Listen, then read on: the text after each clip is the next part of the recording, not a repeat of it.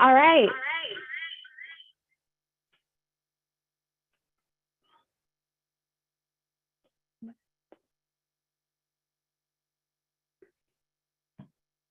Thank you everyone for joining us this evening. We are going to go ahead and get started with today's webinar. My name is Karina Guzman Ortiz, and I am the Partner Engagement Specialist with the Early Learning Division, and it is a joy to have you all join us today through Zoom as well as through Facebook Live. Just want to reiterate that we do have ELD staff watching the Facebook Live comments to make sure that we are capturing your questions and comments from there as well. If you are on the Zoom webinar, we invite you to join the Facebook Live just to make sure that we have enough room for our participants who need interpretation this evening.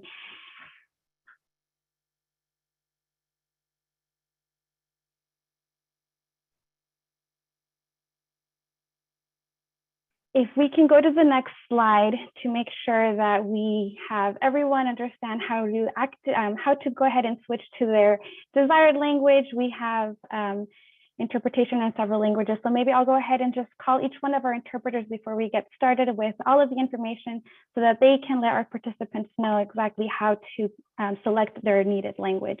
If we can start with our Spanish interpreter, please.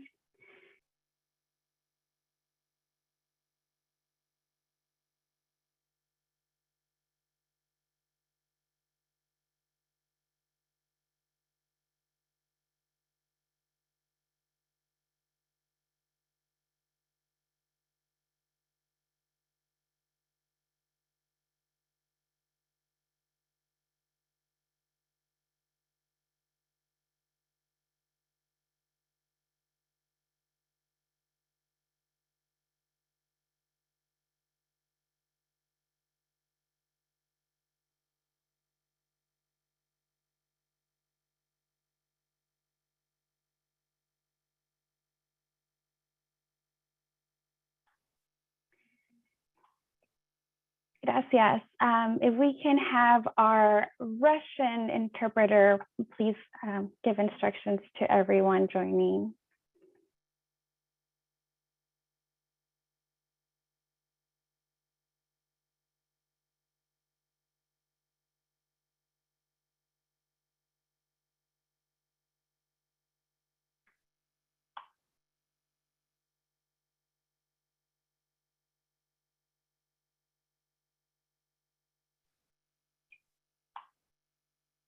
All right, I didn't catch that. Should we move on to our Cantonese interpreter? Can you on the English channel, please just give us all instructions for our listeners?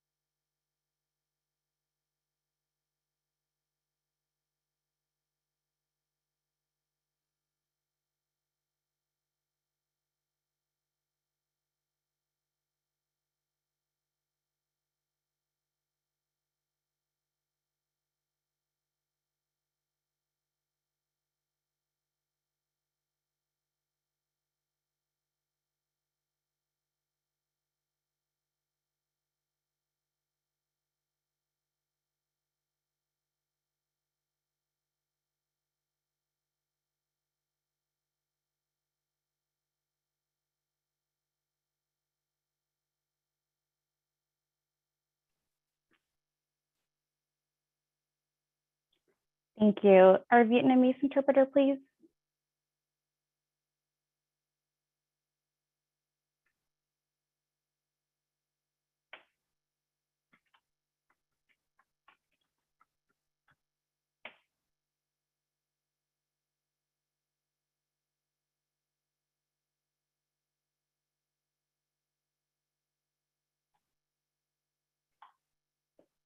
I'm not hearing them either.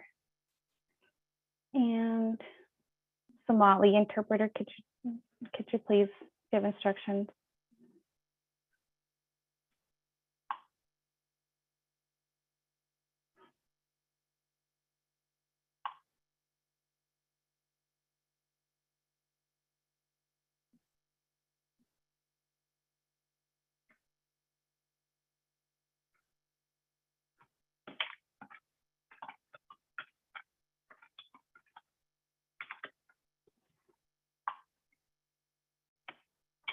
All right, and I think that covers it for our interpreters. And we'll go ahead and move on to the next slide, and we'll make sure that our interpretation is all set and ready. So for today, we're going to cover an agenda here. We'll go ahead and get started with an introduction and meeting our Early Learning Systems Director, Alyssa Chatterjee, who has joined us, and we're excited to hear from her. We will also be covering some COVID-19 updates and answering questions, as well as covering information about our two available grants right now, reopening grants and childcare stabilization grants. We invite all attendees to submit questions through the question and answer button. If you can do that, we'll go ahead and watch those, and you do have the opportunity to upvote, so those questions that you might be more inclined to have answered. We have a limited hour, so we will not be able to get to all questions, but please know that we are watching those, and I will be able to assess those later as well and get as many responses as we possibly can. We will be taking questions based on each topic after we cover each topic. And with that, we'll go ahead and I'll pass it on to Alyssa, who is our Early Learning Systems Director. Thank you. Thank you, Karina, and thank you so much, everybody, for joining us this evening. I just wanted to take a couple of minutes to introduce myself to you all. My name is Alyssa Chatterjee. I am the Early Learning System Director. I actually started with the Early Learning Division back when we were called the Early Learning Council and part of the Governor's Office in 2012. I started off as the first System Director, Jada Rupley's assistant, right out of college, and was fortunate to be able to really grow with the division as we merged from the Governor's Office to the Department of Education, and were joined by what was the Child Care Division before we became the Office of Child Care. So I'm very excited to be in this role. I left the Early Learning Division about 2 years ago to work for Governor Brown as her Child Care and Early Learning Policy Advisor. So really excited to be back with the Early Learning Division. We have a lot of exciting work underway, and I feel very privileged and honored to be able to work with so many wonderful people in the division, but also to work with so many of you in community to make sure that we're really serving you and serving children and families the best way we can. I got married about 2 years ago now. My husband likes to say the world ended as soon as we got married because the pandemic hit. But I live with our dog Archie and really enjoy taking hikes and going to the coast, and really excited as we can return to the office to be able to get out in community and hopefully see some of your amazing programs and get to know some of you a bit more. You can go to the next slide, please. I wanted to just share a little bit about our vision. So we do have a lot going on. What we are trying to do is really create a unified early education and childcare system across a variety of settings. So Oregon is amazing in that we have chosen to invest in what we call a mixed delivery model. So while some states like New Jersey have chosen to expand access to programs through K-12 schools, we recognize the importance of family choice and diverse settings as a critical component to successful quality environments for kids. So that means family, friend, and neighbor care. It means our small and large family-based childcare facilities, our Head Starts, our centers, community-based organizations, and culturally specific organizations, as well as partnering with our public schools, our parks and recreations, our cities, our counties, so that we can offer childcare in a variety of places, including before and after school programs, Boys and Girls Clubs, YMCAs, all these partners that just play such a critical role in making sure our kids are healthy and safe and in quality environments. We've had some really big work happen over the last year. In addition to us continuing to weather a pandemic together, there was some legislation passed that's actually going to really help emphasize the important work that you all do and that we are doing to support you by creating a Department of Early Learning and Care. This means that the programs that currently reside within the Early Learning Division preschool promise, Head Start, Oregon pre-kindergarten, childcare licensing, professional learning, and so much more is going to move to this new Department of Early Learning and Care. And we'll also get to move the employment-related daycare subsidy program from the Department of Human Services. So this will really help us create that unified system, that single system and agency responsible for childcare and early learning for the state of Oregon. It's really critical that we're able to elevate this work while we've had incredible partnerships with the Department of Education. Elevating this work to a department really emphasizes the important work that the early years deserve and should be focused on. And so we're very excited to start working on this. The department is set to stand up on January 1st, 2023. So we have a lot of work going on there. But what I'm most excited about is really the opportunity to not just create a strong system, but really co-create this with you all. We want to hear from you about what you've been experiencing and what you'd like to experience differently. What do you want your relationship to be with the state when it comes to offering childcare and serving our children from birth through 12 and beyond?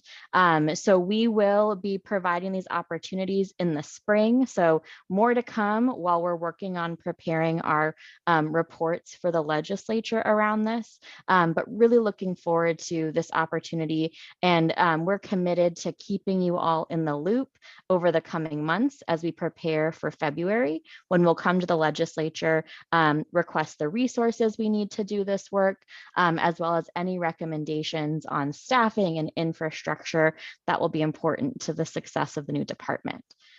Next slide. So in addition to getting ready to become our own department, we have a lot of other work underway as well. We are working to expand access to public funds through Preschool Promise and the Early Childhood Equity Fund. We're also working to reduce suspension, expulsion, and birth to 5 childcare by investing in a system of technical assistance, training, and support. We were able to get some funds from the legislature. We'll be coming back in February with what those needs are and hope to start rolling that out in July of next year. We also have resources through the Student Success Act and some one-time federal funds to help offer some training and technical assistance to providers. We want to be able to have paths for professional growth connected with fair wages, living wages for our providers, because you all provide such critical work and service to our families and our communities. And then of course, we are continuing to work on becoming the Department of Early Learning and Care. So this is just a quick snapshot of what we're focused on right now, and just again, appreciate you all giving us some time. Thank you.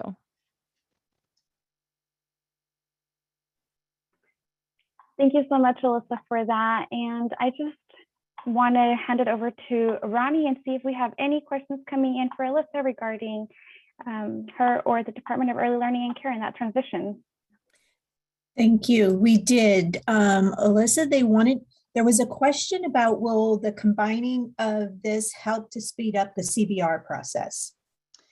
That's a great question. We are working with the Oregon State Police to see if there's any way we can help build some capacity for them, since all of the CBR processes actually go through the Oregon State Police, and we hope to be able to include that in sort of our requests for funding.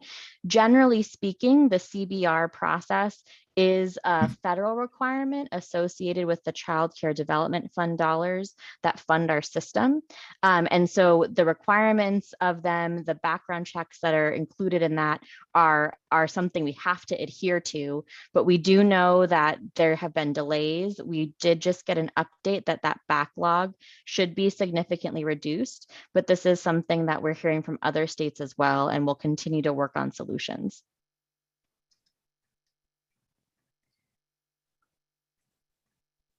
And that appears to be it for this time. Thank you, Ronnie. Thank you. Thank you, Ronnie, and thank you, Alyssa. We'll go ahead and transition over to some of our COVID-19 updates, and we'll go ahead and hear from Miriam if you want to quickly introduce yourself and share with us. Hi, thank you. Thanks for joining, everyone. My name is Miriam Cecilia. I'm a regional manager with the Office of Child Care, and I'm also working as sort of the COVID liaison lead with ELD. So I'm here to just give some quick updates. We've seen a lot of changes in the last month, and I just want to talk a little bit about where we're at. So I'll take the first slide. So we have updated our COVID-19 requirements and recommendations document. You can find that on our COVID-19 tab under for providers. And really the document updates really revolve around changes to mask and vaccine statewide mandates and how they affect childcare. We'll go into that a little bit more. I also just do want to reiterate for exposures, we're no longer requiring providers to notify the Office of Child Care only to the local public health authority. So if there is a confirmed case or an exposure in your facility, to call immediately local public health. We also have our child care nurse hotline still up, and you can see the phone number there on this slide. I believe they're available every day of the week until 8 p.m., but you can find that information on our website as well. And then we have our supply bundles available again, and you can order masks, gloves, disinfectant wipes, and baby wipes from the ELD website. Next slide, please. So a couple of bullet points about the mask requirements and how statewide mandates affect childcare. We're requiring masks indoors for ages 5 or attending kindergarten and older. This means that if you have a preschool classroom with 3 to 5-year-olds and the 5-year-olds are not yet attending kindergarten, they do not have to mask. So ages 5 or attending kindergarten and older. The mask mandate does include home-based child care providers.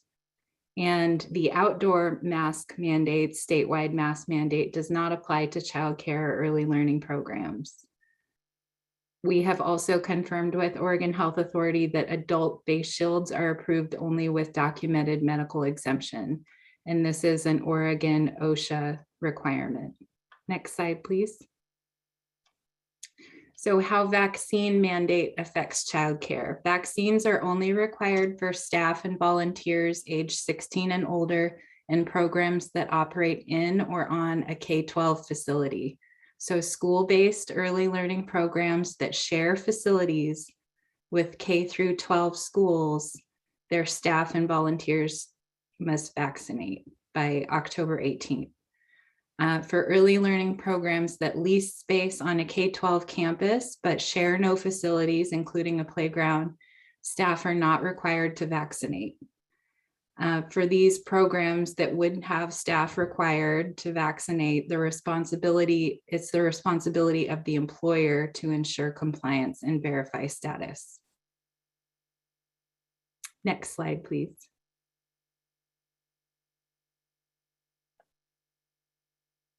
I think there were a couple of questions that Allison wanted me to highlight real quick that came through pre-registration. Karina, would now be a good time?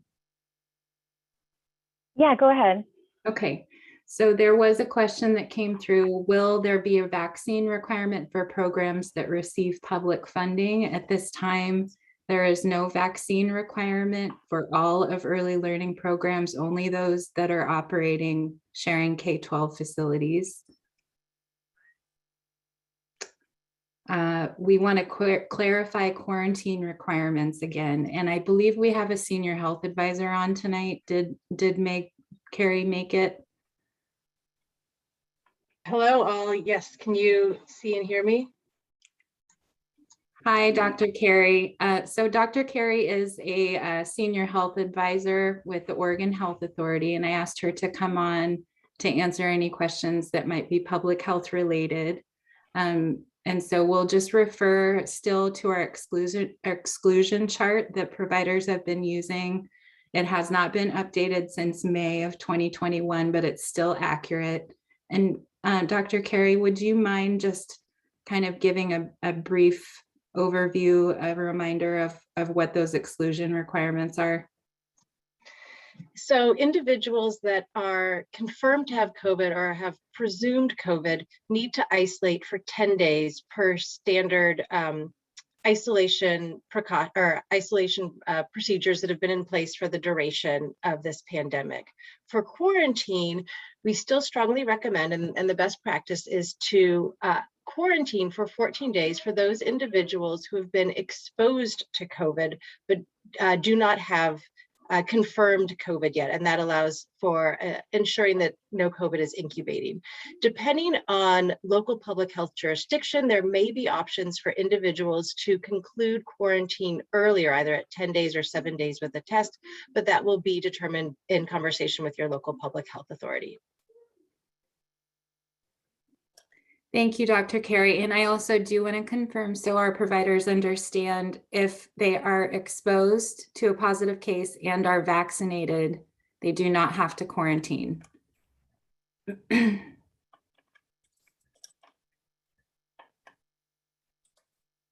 I think that's all I have. Is there any questions? Yes, Miriam, this is Ronnie. We have a question about, do kindergartners in mixed age groups need to mask? Kindergartners in mixed age groups. If they're attending kindergarten, then yes. Okay. And a very similar question, there was a 4-year-old in a kindergarten class. Did that child still need to mask? It's 5 or attending kindergarten, but if they're in kindergarten at age 4, that's a good question. Dr. Carey, do you know the answer? I would say that they should mask because of their exposure to other kids in their kindergarten class. Great, thank you.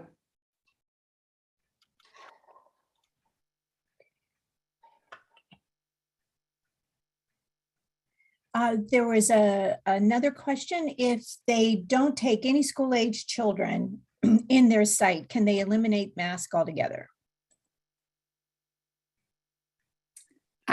Only for children under the age of 5, not for adults. Okay.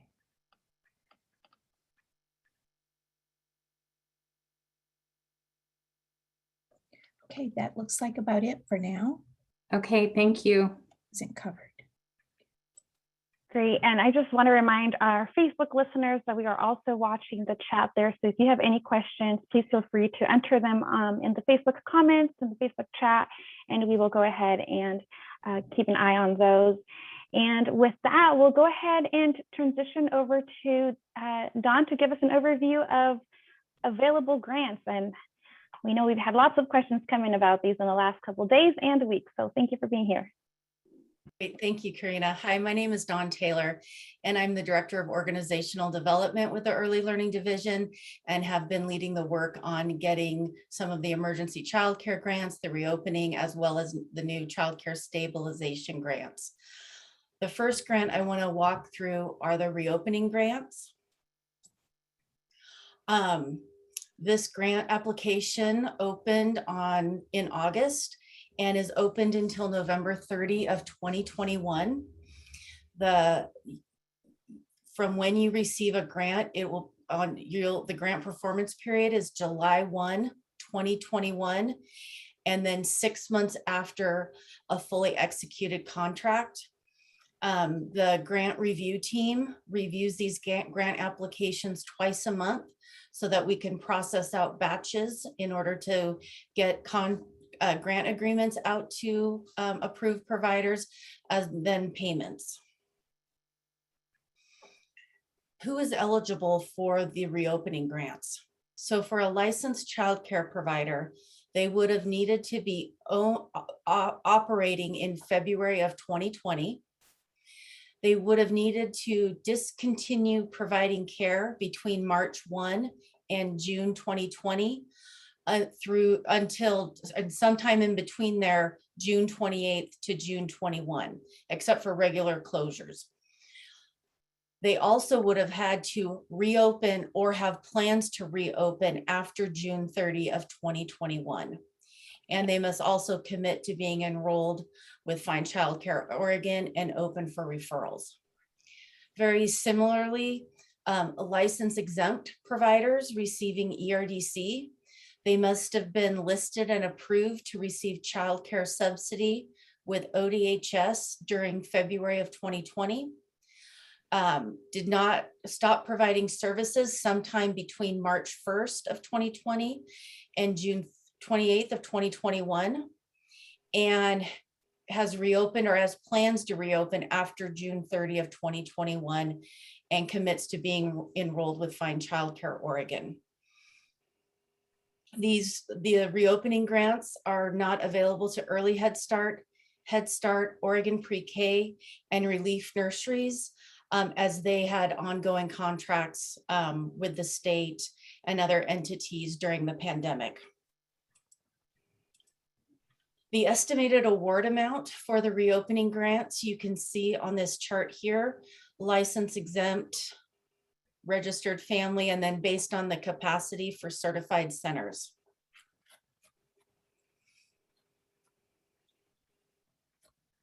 And Karina, I don't know if you want to stop and ask questions here or. Let's do that. Let's go ahead and Ronnie, please do your magic. Thank you. Dawn, if you had to use a credit card to keep your childcare afloat this year, are you able to use a grant to pay off the credit card? If you're able to show that those expenses were for business costs, you would need to demonstrate that that was what those expenses were for. Thank you. Is there a definition of discontinuing providing childcare? Does a COVID closure count?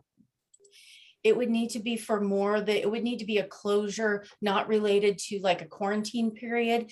It would be essentially that you were approved to operate as an emergency childcare facility, and then you stopped providing care, and so you closed out not your license but that emergency childcare. So could you please reiterate? So to qualify, did somebody have to be closed from March to June? Sometime in between. They would have needed to close, let's say they could have closed in March of 2021 and were closed until they were ready to reopen starting July 1 to 2021. Thank you. Are recorded programs able to qualify for this? No, recorded programs are not eligible for the reopening grants. So this was for the licensed and ODHS license exempt family childcare. Thank you. Okay, that's it for now. Great. I will move on then to childcare stabilization grants. So these are the grants that were just launched last Thursday. So these funds come from the American Rescue Plan Act. Oregon received an allocation of $248,908,466, of which 90% or $224 million must go directly to childcare businesses. And these funds are not to start up new childcare providers, but to really support the existing group of childcare providers. There is an allowable of 10% for the state to use to help administer the grants, provide technical assistance and support. The eligibility for the child care stabilization grants is that a program I'll go through the license first. They must be an existing child care that is open and available to provide child care. They can be an existing childcare that is temporarily closed due to public health or financial hardship as it relates to COVID-19, but they have plans to reopen within 30 days of receiving the grant. And they must be licensed at the time of application. For Oregon Department of Human Services, license exempt family care and centers, They must be an existing childcare that is open and available to provide childcare at time of application. Be an existing childcare that is temporarily closed due to the public health or financial hardship or some other reasons related to COVID-19 and have plans to reopen within 30 days of receiving a grant. And they must have been listed and approved by ODHS as of March 11th, 2021, and at the time of application. And the significance of the March 11th date, it aligns with when the legislation was passed for the American Rescue Plan Act. These grant funds provide a wide range of allowable expenses to support childcare businesses. So these funds can be used for wages, benefits, the workforce and recruitment and retention, supporting vaccination, rent and utilities, cleaning and sanitation supplies and services, equipment, supplies, goods and services to maintain your childcare services. You can also reimburse yourself for expenses prior to the American Rescue Plan Act, and also use these funds to support mental health services.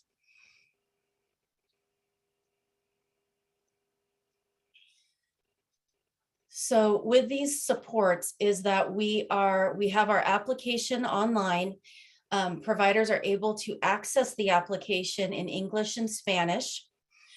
We are also working to complete some closed caption video tutorials on both how to complete the application and how to complete the W-9. And so those will be up shortly. A sample W-9 is up with instructions of how to complete that, as well as FAQs, frequently asked questions. We also have a helpline at this 1-800 number, and they are really a place to go if a provider is having technical issues, language supports in terms of completing the application and getting general information. I want to take you right now to our website. It will just give me 1 minute to close out the slide. Don't need to see my email there. Hold on. I had it all teed up here, you guys. I apologize. Let me see if it's behind this. Okay. I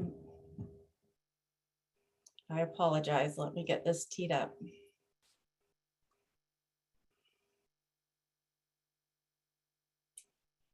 I must have hit the X instead of the minimize.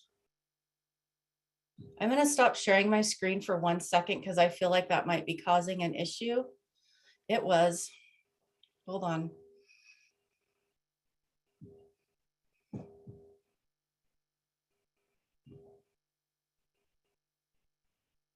Great. Thank you for your patience on that.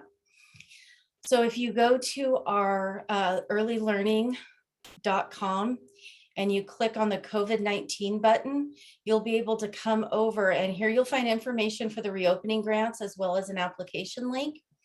You'll also find the page for childcare stabilization grants, and that's the page we're on here. A couple things that I want to alert you to on our website is that if you speak a language, have a preferred language other than English, you're able to go up here to English and select which language you would like the website and the information on to be translated to. And then that will put the information that is not within a document into that specific language. So on this page, you will see the funding opportunity. This is an important document to read to really understand the requirements and eligibility within the grant. And then when you feel you're ready, you would click on this purple Apply Now button. I also want to alert you to several resources that we have on our website. This is the provider letter that you would have received. We also have a family childcare budget guide, a center budget guide. We have an eligibility flow chart that you're able to, if you're not sure, that might be able to help you walk you through grant sample. As we create resources, this will be the location where they get put. So I encourage you to check back frequently. Additionally, we have embedded our frequently asked questions into our website, and they are categorized into different topics. These will automatically translate for you when you select the language in which you'd like the page on. So I encourage you to go look back at these frequently, as we will be adding questions and answers as we receive them on a regular basis.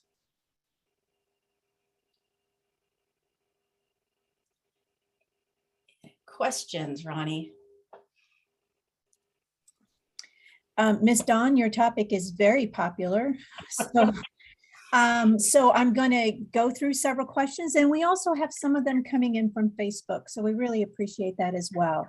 So Dawn, if the individual submitted a W-9 last year, do they need to do one now again?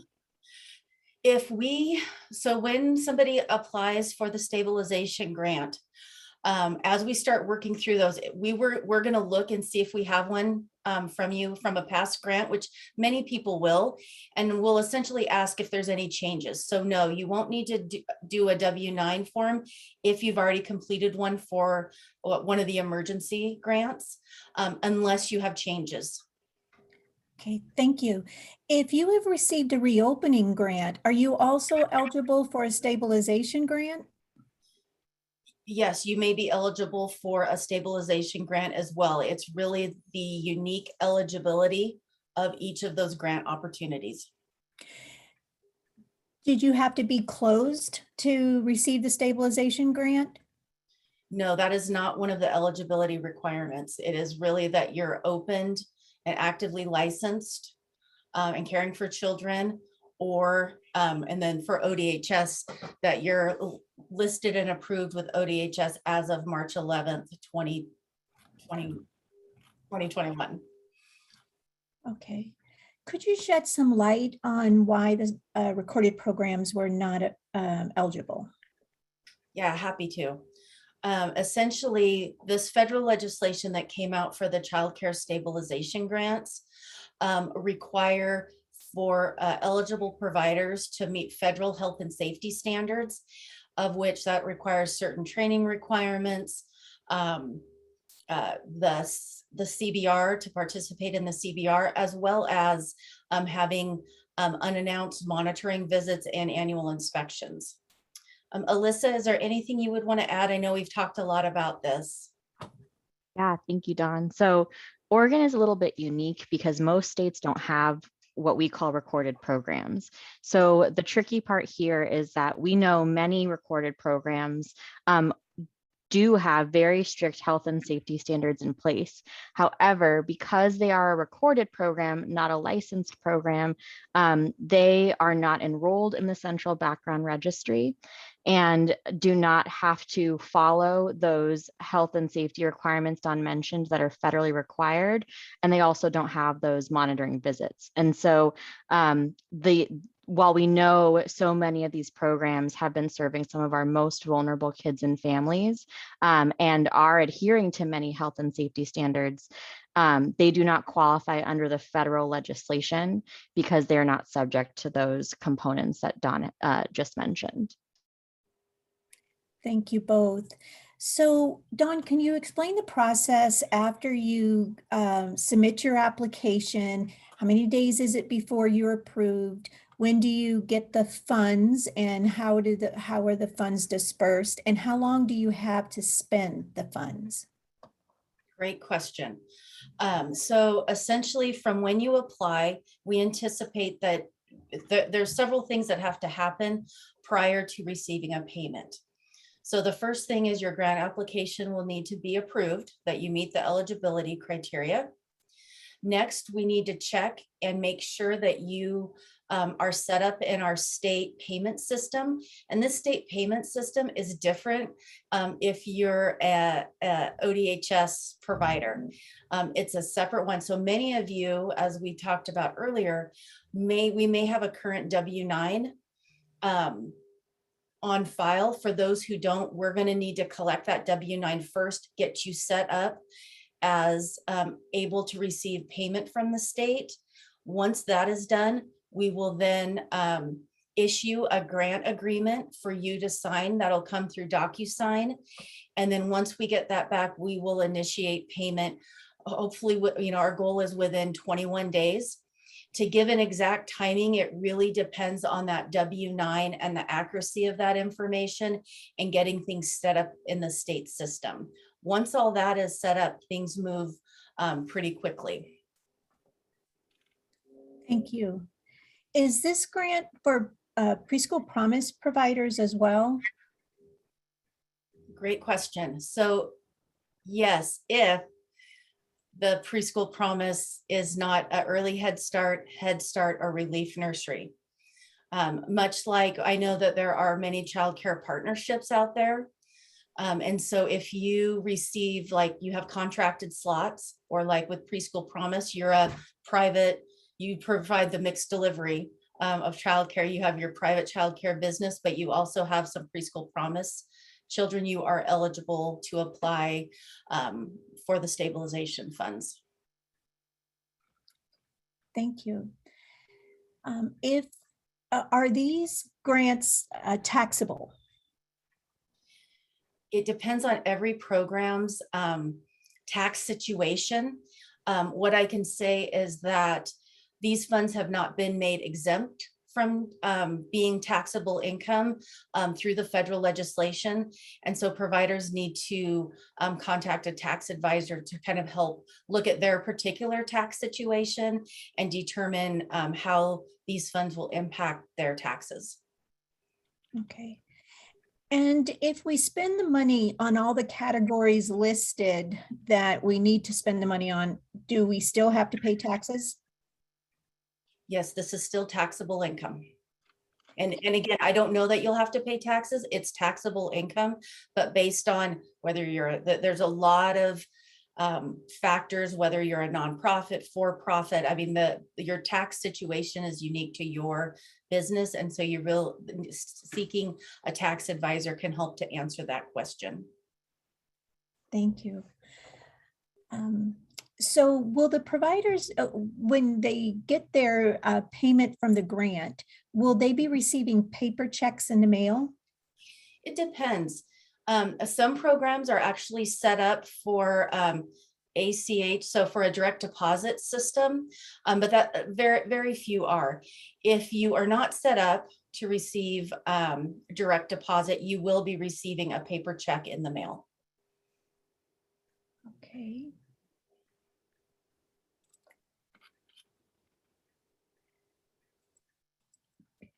Give me 1 minute, please. Yeah.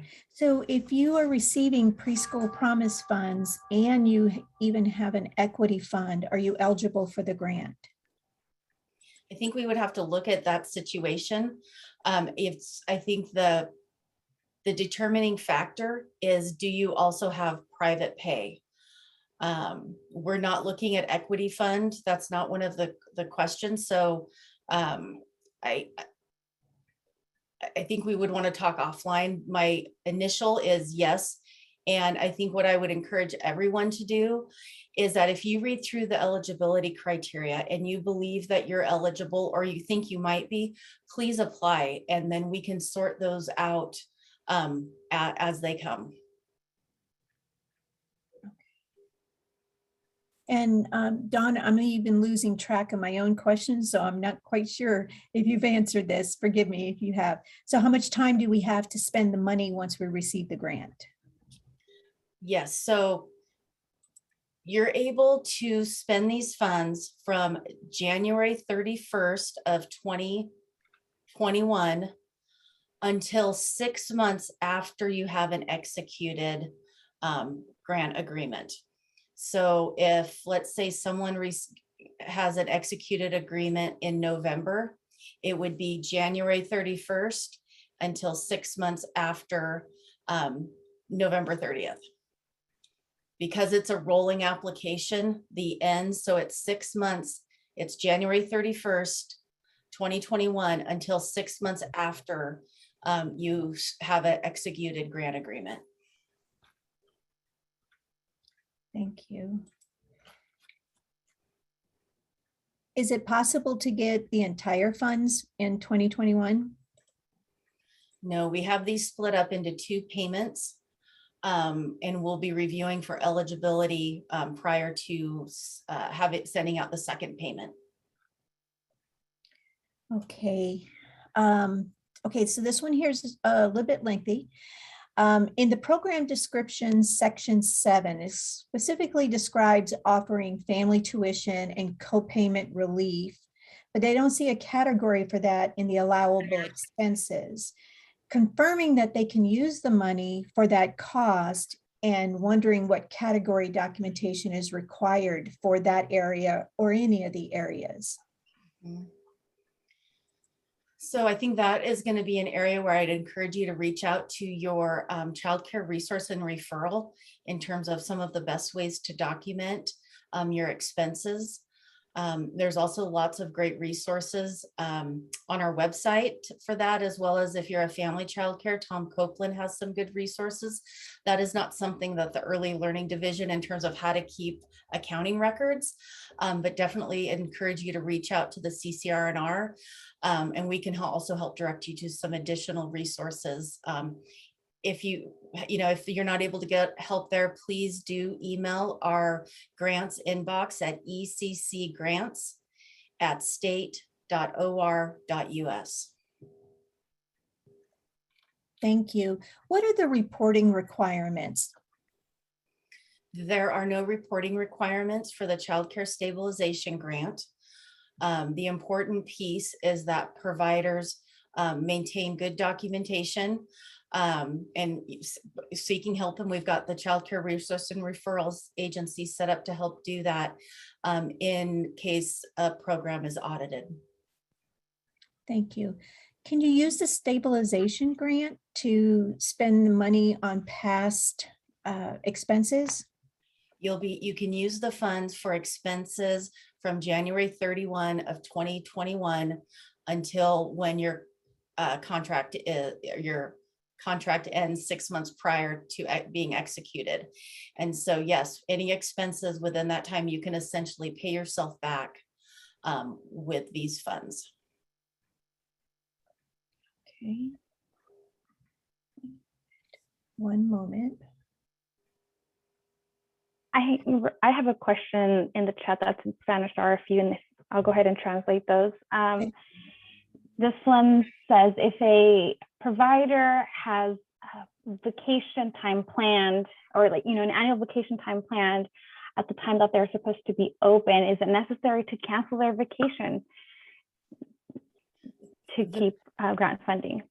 Yeah, the grant agreement it says in there for regularly scheduled closures. So that could be if you traditionally, close during part of the winter break or over the summer. And so wherever you have your traditional in planning your essentially your annual calendar, those closures are allowable. Thank you, Dawn. Dawn, what about if you're the only employee in your childcare, if you're a registered family provider? How do you spend 20% on personnel for that? Yeah, that is a great question. And I think it's something in terms of that often family providers don't think of themselves as earning a wage, and actually you are every day in the hard work that you do. And so the intent is that you are to increase your compensation by 20% with these grant funds. Thank you. So Dawn, could you also talk a little bit about not taking the whole grant if you don't think you can spend it, or what happens if you can't spend the amount as it asks in each category? Yeah, so I think it's important to know that when you are completing your grant application, they ask you, what do you think, what do you plan to spend these funds on? And that you will not be required to report back to ELD if you had any adjustments in how you ended up spending those funds. Did I miss? I think in saying that I lost part of the question, Ronnie. Could you repeat it, please? I'm trying to remember what it is. It's gone. Okay, no, I'll get it back here. I was answering one part. I know there was another. Oh, I got it. Essentially, yes. So the way that the funding formula and really in line with the federal legislation is that these funding levels are based on operating expenses.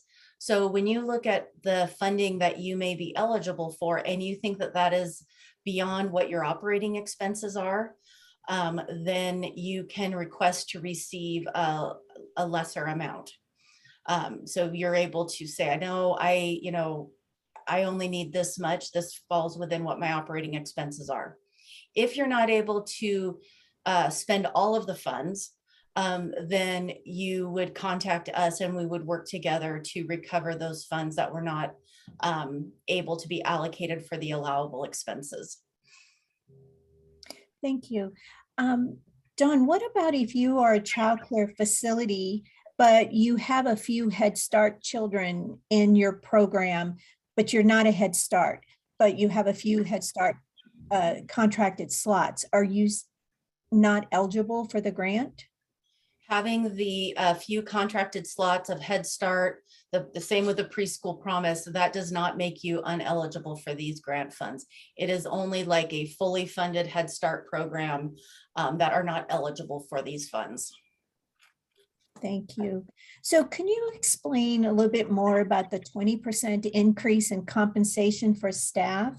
What if you had previously already given the staff a raise, but it was before you got the grant money? Can you use this grant money to pay that back?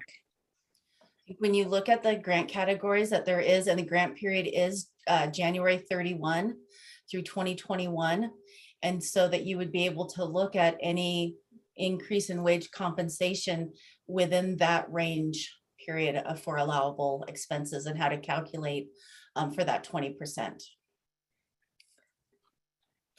Thank you. Can you also explain a little bit more about the timelines? When did you need to be open to receive the stabilization grants? You need to be open. You need to have an active child care, be actively licensed or listed and approved with ODHS at the time of application. So there is no requirements around, except for the ODHS, it would have had to have been March 11th of 2021. But for a licensed facility, once you're licensed, you're eligible to apply for these grants. And if you're a family child care provider, how do you calculate what 20% is if you're the only employee? It's 20% of the total of the grant award. So for easy figuring, let's say that it is, the grant award is $100, which I think you all see that's more than that, but $100, you would need to pay yourself $20 of that. Thank you. Okay. Can you put funds in an account for staff to use, like as in personal time for staff, personal time off for staff instead of just compensation? Yeah, the language written in the grant agreement allows for it's very broad. It's just to increase compensation for staff. It doesn't define that as wages, benefits. That's up to the applicant for the child care provider running the program to determine what would be the best way to increase compensation in some way for your staff. Okay, thank you. What happens to unused funds if a program suddenly needs to close during the grant period? So within the grant agreement, it will say that you need to return unspent funds should you close back to the early learning division. At that point, then we would look at how to redisperse those funds. Okay. Can the 20% be paid via bonuses to the staff?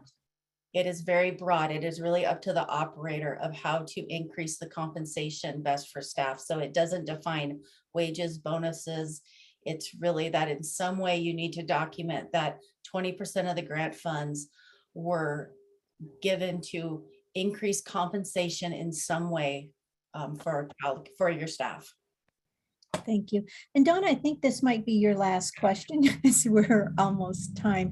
But what if I already filed the application and I submitted it and then I realized I made an error? What do I do then? Yeah, please actually just email us at our ECC grants at state.or.us and email that you'd like to request a correction. And one of our staff that are answering that inbox can help you with that, make that change. Okay, thank you.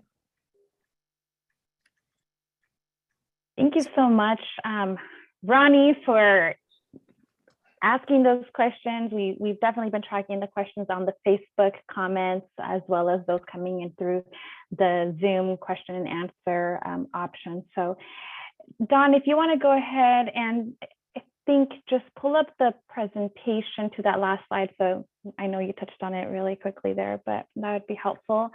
And with that, we actually conclude the conversation about these 3 different topics, but I would like to hand it over to Alyssa to say any last words and thank you all.